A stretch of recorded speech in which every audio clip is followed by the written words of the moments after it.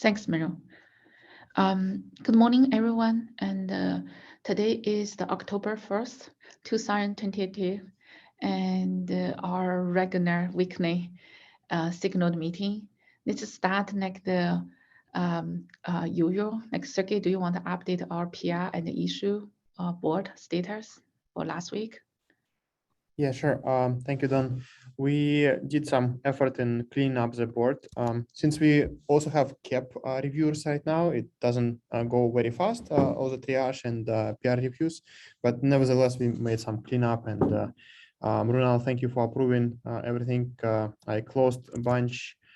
So we minus 22 since last week, and we also created 11, so it's a good progress. Thank you for everybody for doing their part, and let's keep going. So maybe by the time we enter active coding stage, we'll be in better shape and don't have all the hanging PRs from a past. Thanks, Sergey. Riven and Manu, do you want to talk about the 1.26 CAP tracking? Yeah, so I put a link there. So that's the dashboard that tracks all of the caps for 126. So please just take a look at the board to make sure that the cap you're going to work on is already tracked there. If not, you need to add the lead opt-in label and the 126 milestone to your cap issue, and then your cap will be automatically tracked there. If somehow it still doesn't work, just reach out to me over Slack. I can probably help you on that. Yeah, and also just a reminder that the cap phrase is on October 6th, 6 p.m. PDT. Don't miss that one. All right, that's all. Thanks, Riven. This is the new automation. In the past, I have to manual. Even last release, I have to manual typing everything, and we agree upon. So this time, actually, everything is just magically happen. Cool. I want to say big thanks to Mark, who was helping us to apply labels. I think since not many people in this group right now have these permissions. Thank you, Mark. Thanks, yeah, Mark. No problem. And we should work with, I think there's some context to get more people to have these permissions, but happy to help. Thanks. Sergey, now it's you and the sidecar container. Do you want to share? Yeah, you can make me a host. Great.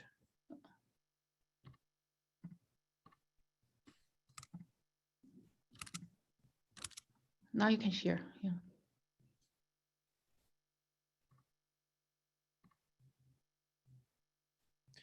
Okay. Last time I already started talking about sidecar containers.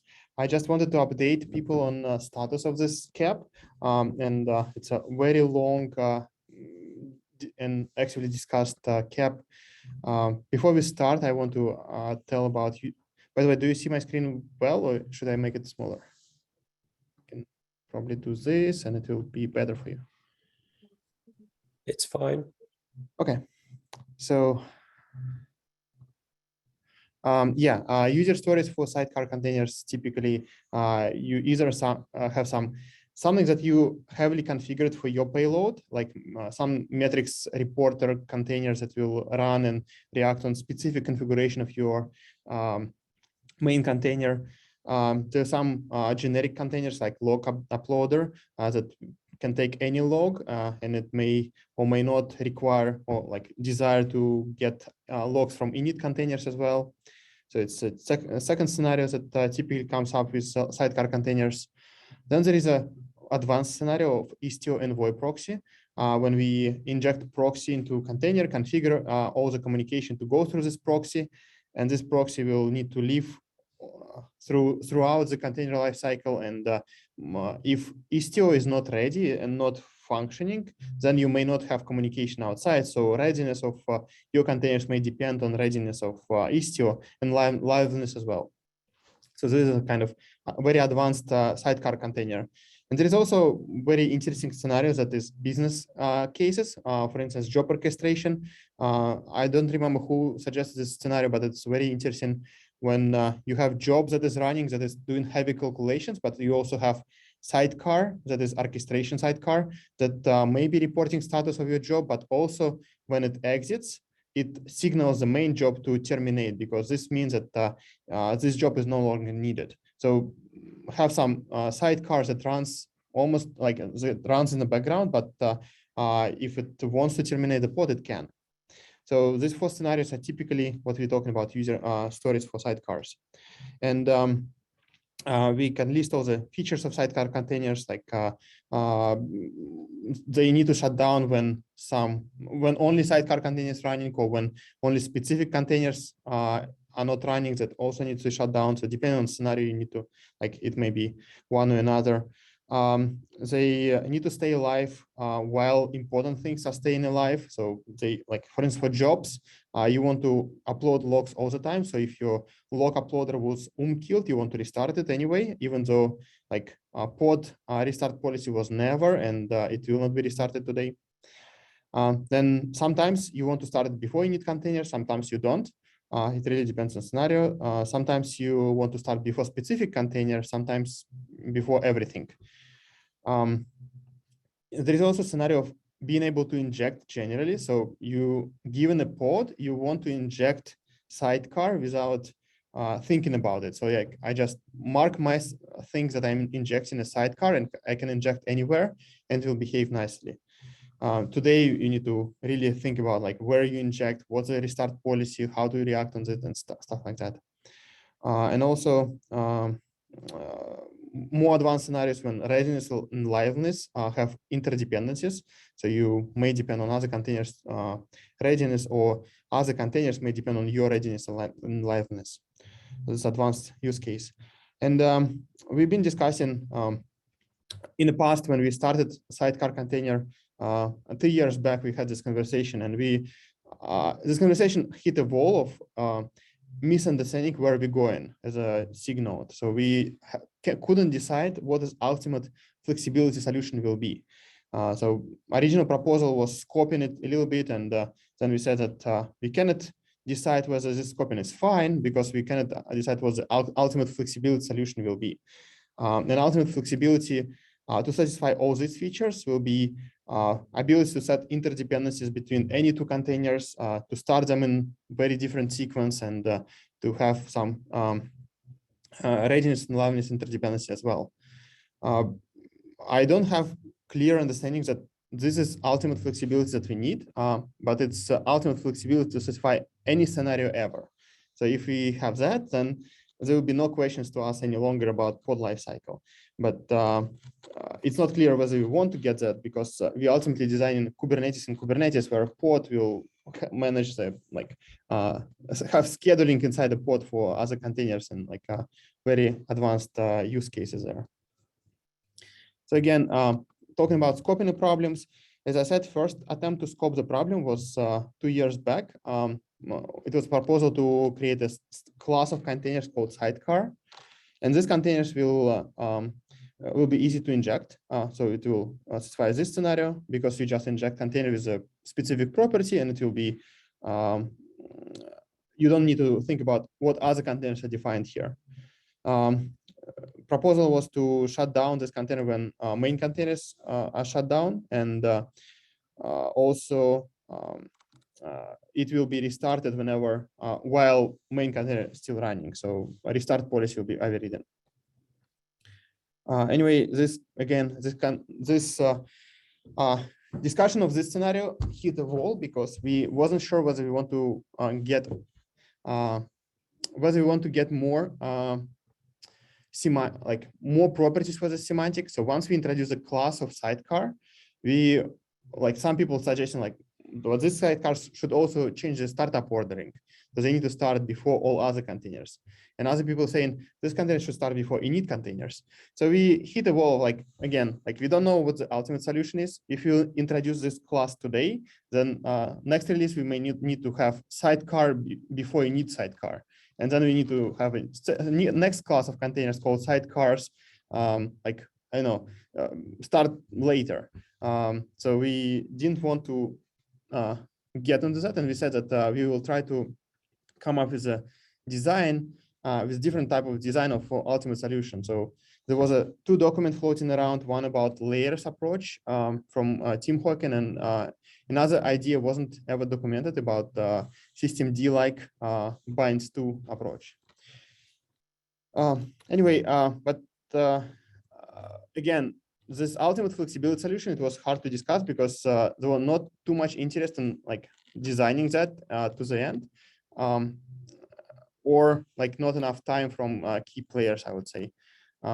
Anyway, next was in this release, I don't remember who suggested that we wanted to limit scope even further. So instead of defining sidecar containers, we said, can we just define keystone containers? If we cannot agree on startup ordering, let's define something that doesn't need startup ordering. Let's define containers that will, upon termination, kill the entire pod. Like once this container is terminated, we'll terminate everything else. So we solve one problem out of it. So we still have this easy to inject property, but we also have this shut down everything when this main container is stopped running. This idea was to minimize the scope and don't pay attention to the startup sequence problem. But this proposal was quickly pivoted towards keystone being opposed of sidecar, and let's decide what sidecar containers needs to behave like, and we hit this sequencing of startup problem again. So next proposal was even further boiling it down and like changing the kind of way to do that. It was per container restart policy and introducing new type of containers that will terminate the entire pod, terminate the entire pod. So the idea was that you may mark specific container with a terminate pod, and this container will terminate pod upon exit. And also introducing the restart policy per container, so you can have a job, and inside this job you will have something that can restart all the time. So it's kind of sidecar style. So the difference of this proposal was that instead of defining class of containers, we'll just define properties that this container, like some containers may exhibit, and these properties are easier to maybe easier to grasp. So.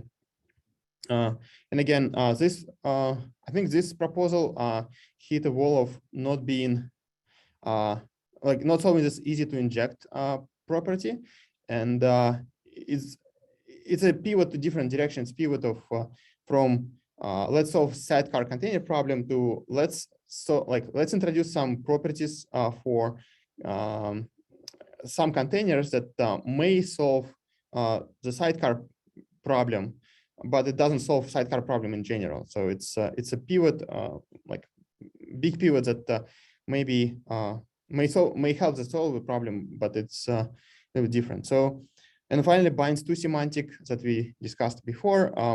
So binds to, it's kind of a systemd type of communication when you define that one container depends on another container, and if one container terminates, and you will terminate as well. But if that container is still running, you will be restarted no matter what.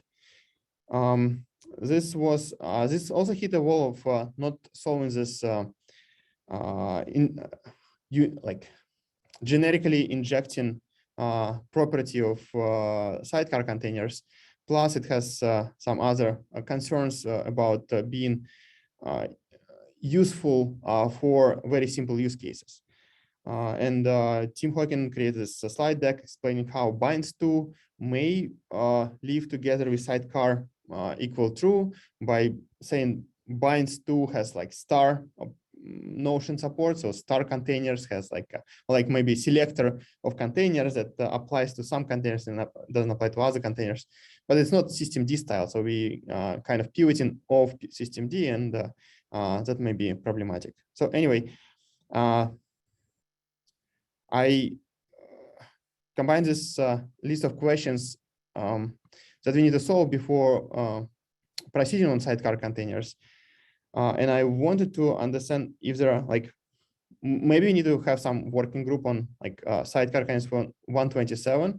And I also wanted to understand how much hunger we have in 126 to implement something. I think team advocating for making sidecar container, implementing this, implementing this sidecar class containers as a first step, saying like, okay, let's declare that these properties are important. We will solve this problem. If later we'll need to change it, we will suffer the consequences. I like this idea because it solves a lot of use cases. I think that is reasonable, but I understand how it may affect our SIG because we will suffer all the consequences later. There may not be any consequences if everybody will be satisfied. So I like my proposal because it's, I mean, I kind of connected to it, but I don't have, I mean, if sidecar containers will be implemented, it's the best we can do, I think. But if we still have reservations about our future and we cannot decide on it, maybe we can go with this proposal. So I think we need to decide what scenarios we want to support closed term. Are we ready to suffer consequences if we'll pick one of the scenarios for 126? And if not, then we need to form the work group and finally like put this into motion and like at least in 127 have a clear plan what we're doing. I feel like ultimate flexibility is what we want. So if you want to do something for now, is it just an incremental step or it's going to be thrown away when we go to ultimate flexibility? So that's my concern. If we introduce this, is ultimate flexibility going to deprecate it? I don't know. It might. So it really depends on what ultimate means. If we want to have like a graph, arbitrary ordering, like something arbitrary like ordering. Oh, yeah. Okay. So you're saying that other arbitrary ordering is something we have to solve at some point. Yeah, I think we'll end up solving it eventually, step by step. So I'm not against like doing something for now if it solves 90% use cases.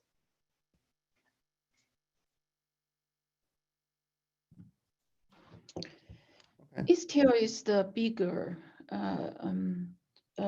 push for sidecar container, and a lot of the flexibility came from that use cases. But if I know there's the Istio community actually is start move away, the new architecture, at least there's the proposal, new architecture is remove of the sidecar container. So this is why I try to push away for a lot of sidecar container. The reason it is not just all those flexibility on the start order. Okay, so there's the flexibility, all those kind of the things. I think I mentioned that all the policy we define for the pod include of the quality of the services. I think people last time I didn't use in the whole word, people didn't understand what I really say. The meeting notes even wrong. So actually the quality of services also will be messed up because randomly injected of the sidecar container and randomly decided of the order.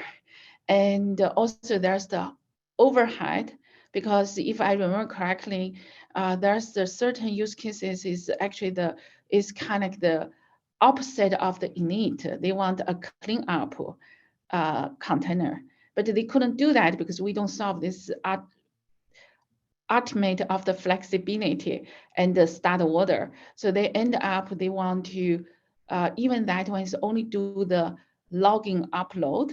So they are going to running forever. But the only things they try, it is make sure that it is the last one being killed. Right, so here you can see that, Sergey, you are mentioning so many things. You just say, oh, I want this one is only be killed when this main containers die. But on the other hand, you also in another sentence you say, oh, I want this one is upload of the log. How you are going to? So there's the many awful things. Is controversial. You want to really dependency map. This is what we are discussing when we first designed pod. This is why last week I did share. I said initially when I designed pod spec, I'm thinking about that's not a scheduling unit. I'm thinking about that's the destination could be, and it could be at one time I just separate off the resource of the reservation from my real container scheduling. So that's kind of like the among my compute resource, which is node. Then I carve out something, reserve some of the resource, and then decide what is run. But that's overcomplicated.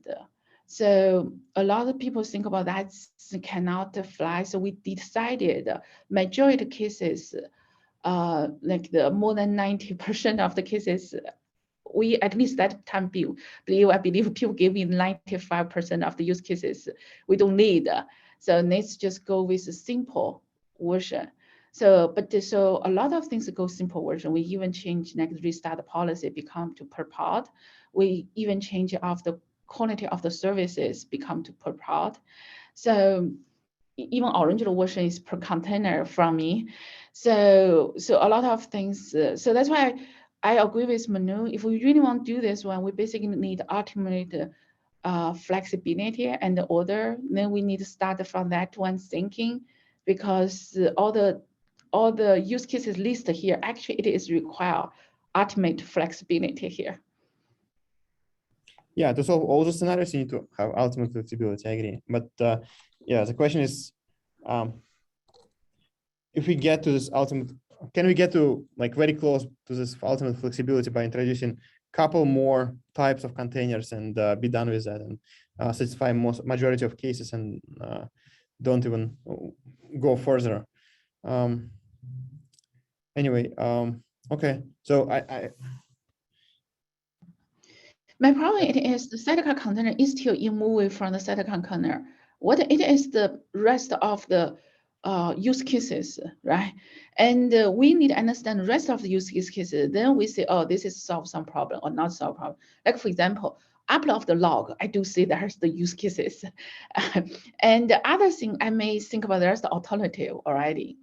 And also even the upload log, can we solve from other perspective why we need like the R logging and all those kind of things?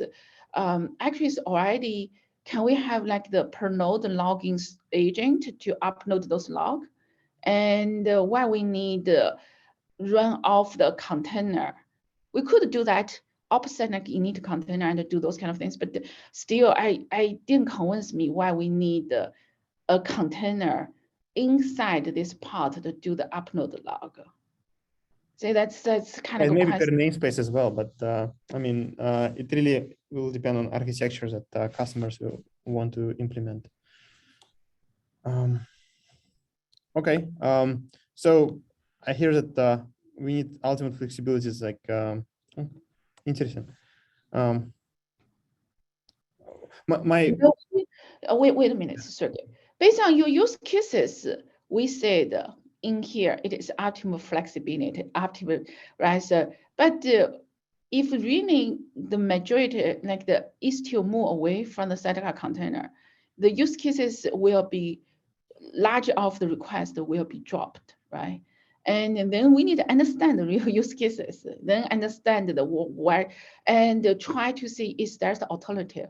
There's the reason people shut down my original idea, right? And I've been convinced. Otherwise, I won't be that easy to convince, right? So there's the reason, and we need to understand that time for the easy to using and easy to management. That reason still remain today, and unless we really understand the use cases, there's no alternative.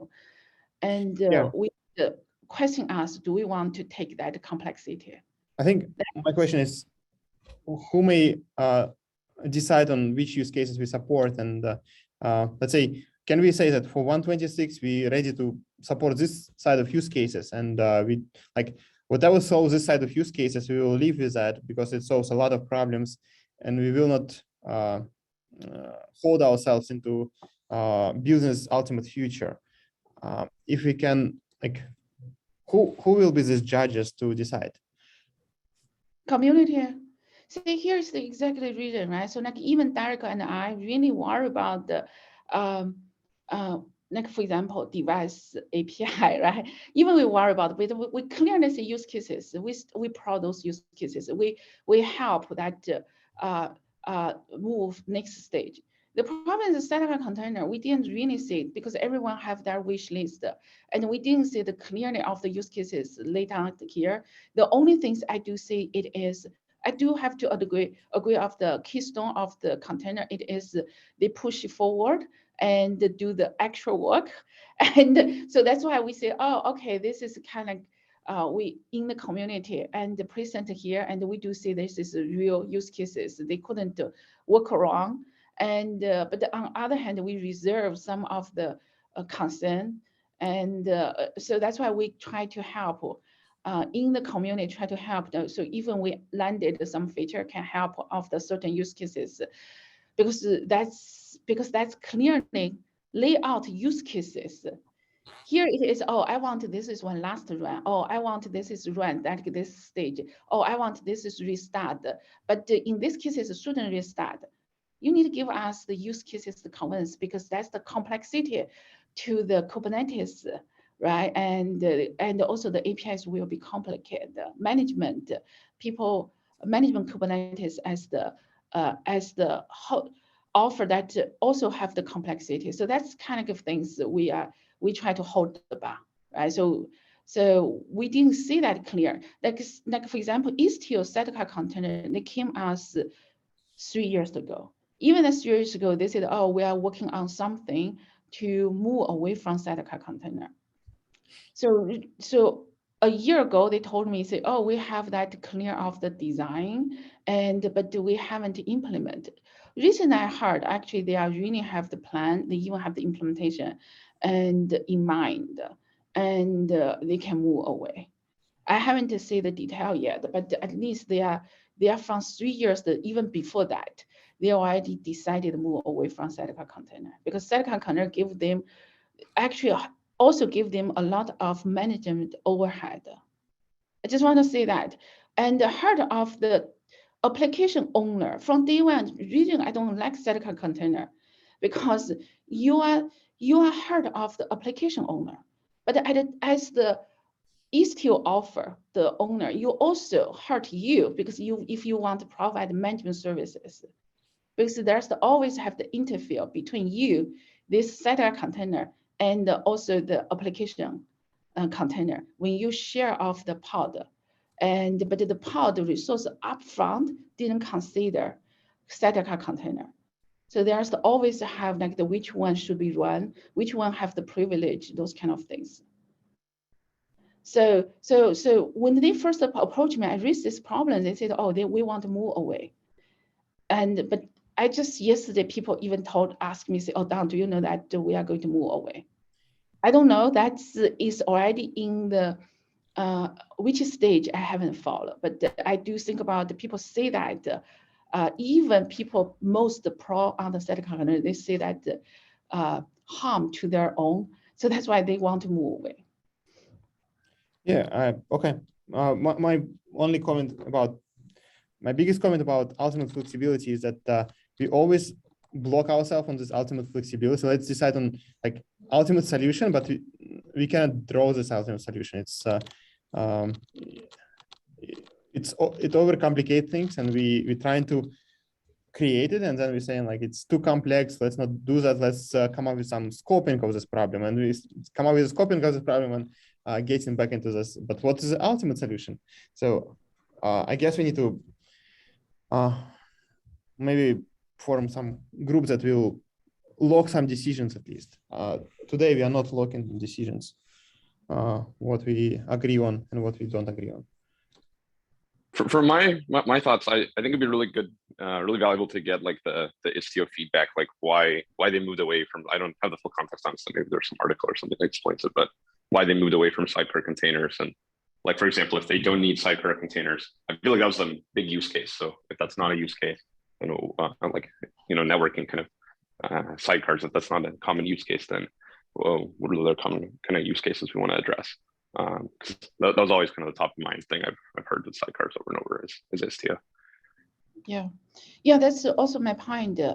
If we are for sure they are move away, then we can see what's left, right? So then we can actually what's the use cases left here, and because the Istio it is the one asked for start earlier, and also like arbitrary time to inject it, and also maybe last, yeah. Yeah, I kind of agree with Matthias here on the chat, who's saying that Istio is not the only service mesh.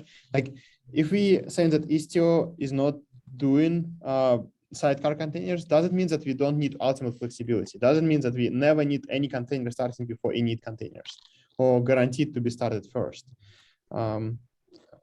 If we need to log this decision, like we can say, like, okay, for the next foreseeable future, we saying that no container should start before init container, and we lock on this decision and like proceed with this understanding, at least for next few releases or next few years, this will be the case.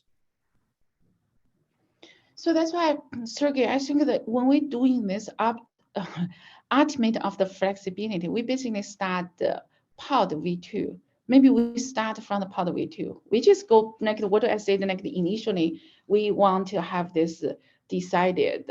So then we even don't need the init container, right? So you could have decided which container within that pod, which one is the start first, which one is the, so that's kind of the, if we really want to go to that dot, then we can start initiate, but that takes a really long time. Let's start that effort to think about how we are going to move to support ultimate flexibility and introduce of the start of dependency, container dependency. That's kind of originally we were discussed.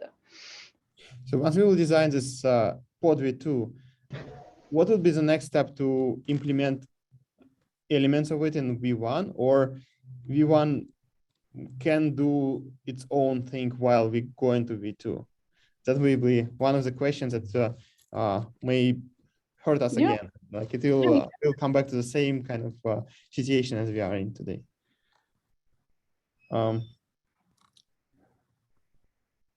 Okay.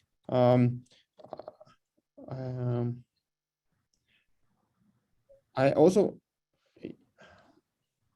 okay, work group sounds good. I will start some work group. For 127, we will go with that. The last question for 126, is there any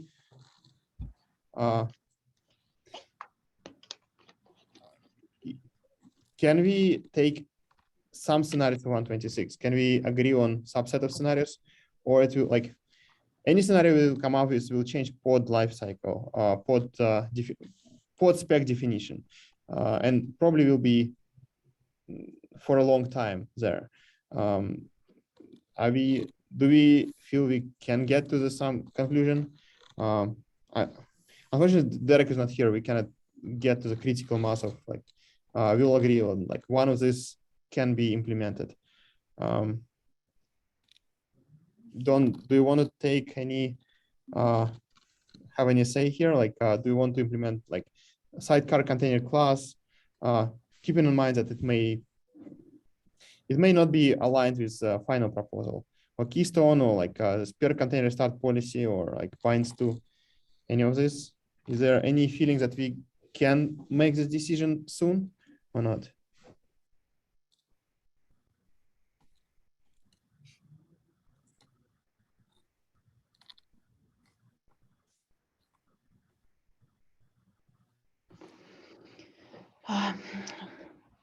I will try to move forward with the Keystone. Even Keystone not solve all the problem because it's been discussed. I believe, community agreed, and for a while, and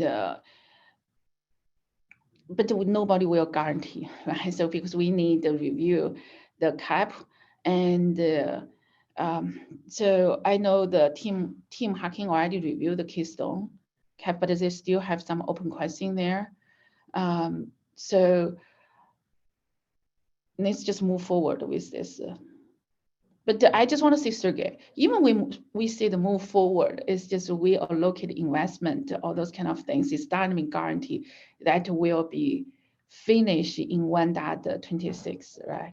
We don't want later we regret, right? So if you're really thinking about like the in place pod auto scaling, vertical auto scaling, right? So that's I really want that feature. And a long time ago, I want that feature.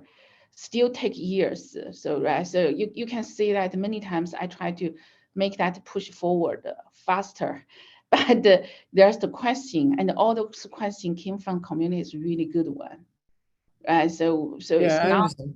We can start And, working on it, but PRs may not be accepted. Okay. because I kind of heard you say, okay, Don, can you just guarantee we deliver something? You No, just we choose guarantee from- like we can accept at No, least one cap as something we're working on in 126.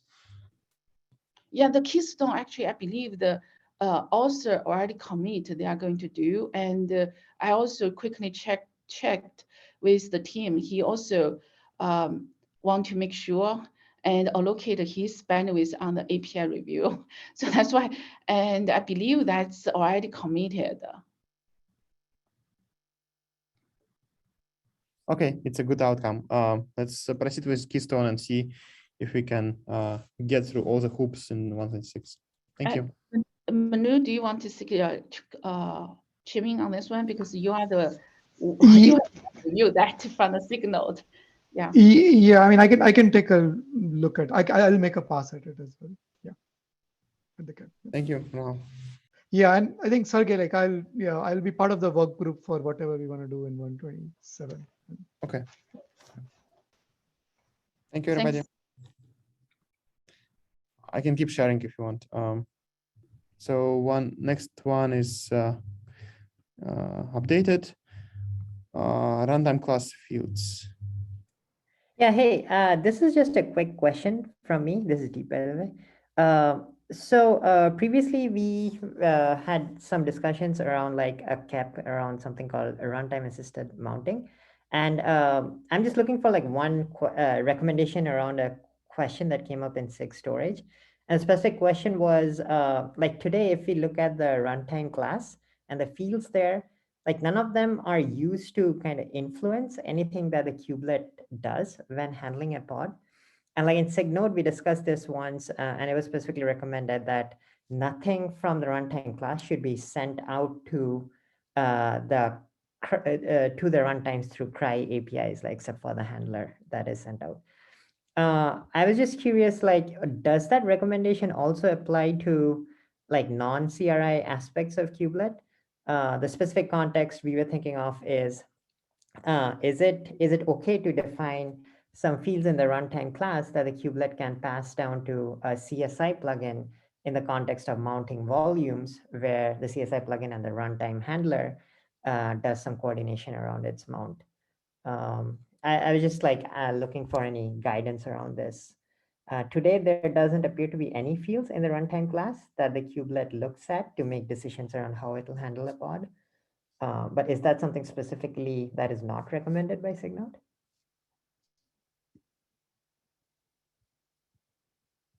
Is pod overhead in the runtime class? I think pod overhead is there, right?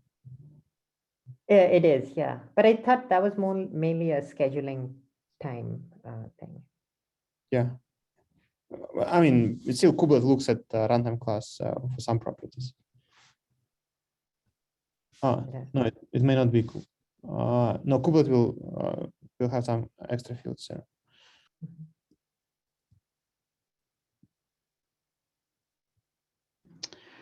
Yeah, my understanding was that it just passes the runtime class field directly to the runtime, to the CRI, and then the CRI kind of figures out what actual runtime to class to use.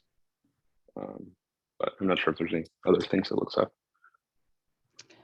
Originally, when we're thinking about, we are not limited to the CRI, but in reality, when we really design and also the implementation, I think basically nothing is really beyond CRI so far. But originally, when we think, we do think about that's everything's related to that pod information, right? So could be potentially, but we need to find some more concrete. So that time only CRI is concrete things for us. So so that's why we only consider all those CRI related during the API, the API design and also implementation. But the initial we did talk about some other thing, potentially could be. Yeah, I heard of people in some issues. I heard people using runtime class for advanced scheduling. So they don't have extra handlers. They just define specific set of handlers on different nodes. And this is how they make sure that some pods are not scheduled some places. It's weird use case, but then if CSI fields will also be added, I wonder about the how many runtime classes will need to be defined on like single node. Like, do we need to have all combinations? Like, let's say we want gvisor as a runtime class there, and with gvisor we want these two variants of like CSI arguments. Do we have 4 runtime classes now defined on the node? Since I don't know scenario, I just I'm just worried about explosion of combinations that we will have. The deep, maybe let me connect you with the Timo Claire, because originally he and I discussed, but he have a way to think about in the long run to incorporate other requirements. So, but I lost I forgot. I need to refresh my memory on those discussing.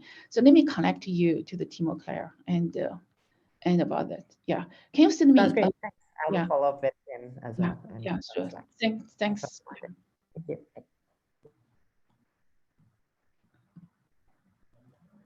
Is there any more agenda items for today?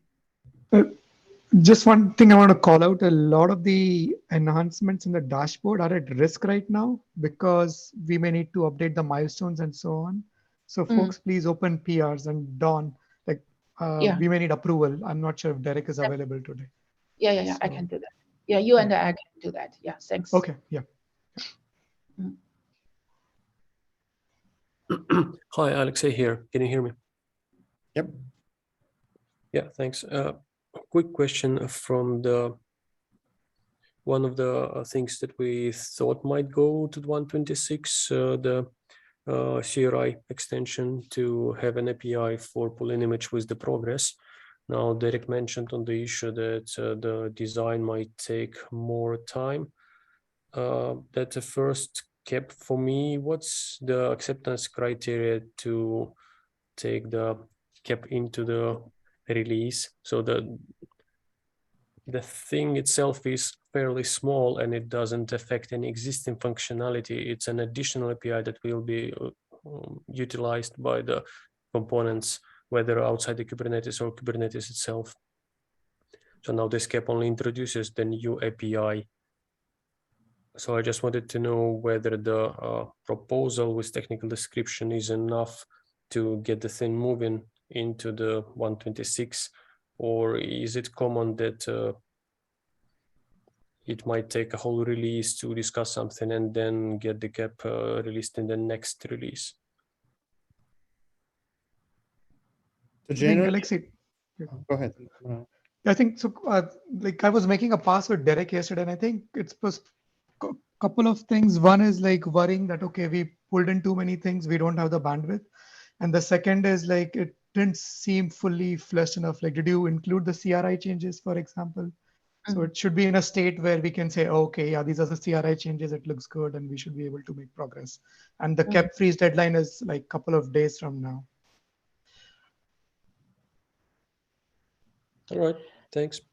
Alex, you still can make a progress, right? So it's not just even we mark that is the milestone, but at the end we still couldn't agree, reach consensus, missing certain things, not adjust the feedback.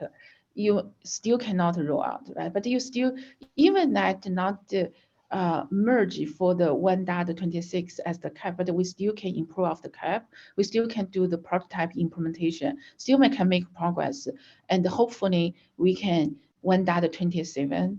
Then we can have the earlier merge and earlier approval, right? So that's kind of not mean like if you are not get into this release, you are just forever blocked. Yeah, exactly. Yes. I don't actually mind moving into 127. Don't mind if I sound upset. It's just because it's too late at my time zone. Don't mind that. Sorry. No, Yeah. I understand that it's fine that it's been discussed and agreed, and I agree that there might be a valid and good points, and we didn't consider all the things, and there's plenty of work to be done. I was merely wondering what are the acceptance criteria for the CAP to start to get merged, because when you fill in the CAP, the draft says that, I mean, the comments in the markdown file said that you start the CAP and you try to do it fast. You merge not draft, but like initial version, and then you iterate it with further improvements to the CAP. So I was just wondering what's the initial requirements for the first step. That's it. Okay, thanks. But, So I think we can continue of the enhancement of the CAP, and also there's we can try to do the prototype, right? So once you do the prototype, you can see that the feedback and the certain things missing. So then add that one. So get it ready for the review, and hopefully we can merge as early as possible. For even we miss this time, guys. So yeah. Yep, that's fine. Thank you. Thank you. Yeah, I just wanted to say that we generally didn't follow that approach. We typically keep caps in PR stage, documents in PR stage for a long time. Any other topics?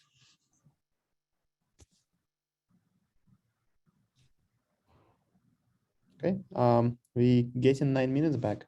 Thank you, everybody. Again, look at your caps, make sure they are not at risk, and